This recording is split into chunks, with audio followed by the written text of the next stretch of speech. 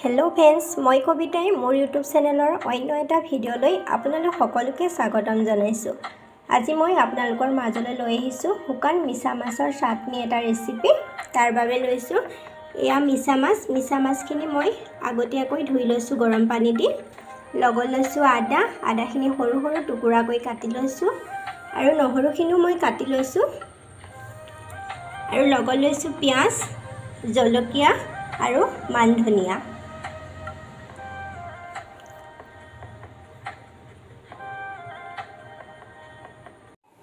এতিয়া গেছটো জ্বলাই মই কেৰাহী এখন পাতি লৈছো। কেৰাহীখন গৰম হ'বলৈ দিছো।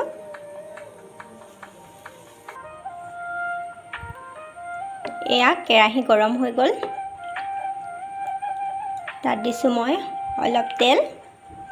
মই ৰিফাইন তেল দিছো, ইয়াত মিঠাতেল নাই।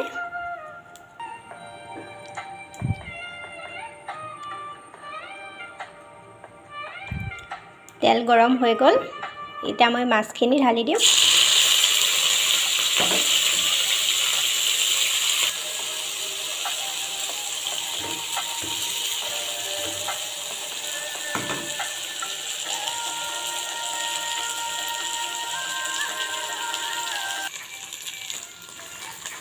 মাছখিনি মই ৰঙাকৈ ভাজি ল'ম।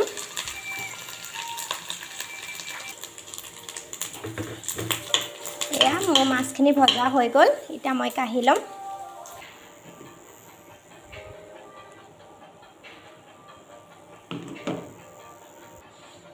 মাছখিনি মই কাঢ়ি ল'লোঁ। এতিয়া দিম কাটি লোৱা পিঁয়াজখিনি।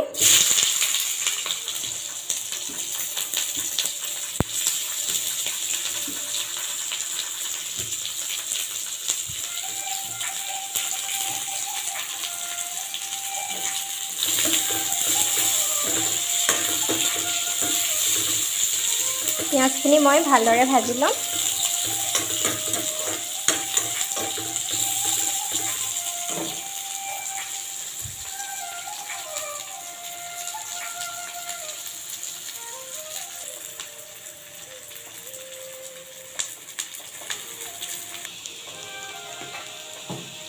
এতিয়া ইয়াত দিছোঁ হালধি আধা চামুচ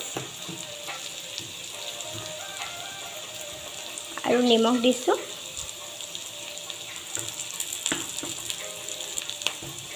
সকলোখিনি মিক্স কৰি ল'ম।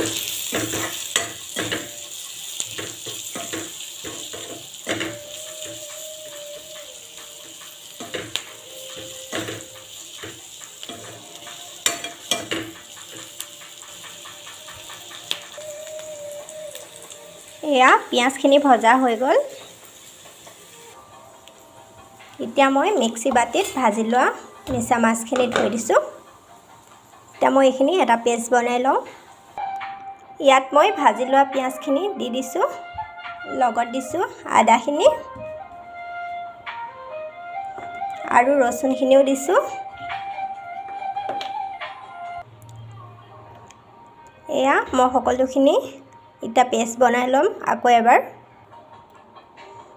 এয়া মোৰ চাটনি ৰেডি হৈ গ'ল। এতিয়া মই বাতি এটাত উলিয়াই ল'ম। এয়া মোৰ চাটনি ৰেডি হৈ গ'ল। আপোনালোকে যদি মোৰ আজি ভিডিঅ'টো চাই ভাল পালে লাইক কৰিব, কমেণ্ট কৰিব আৰু মোৰ চেনেলটো ছাবস্ক্ৰাইব কৰি দিব।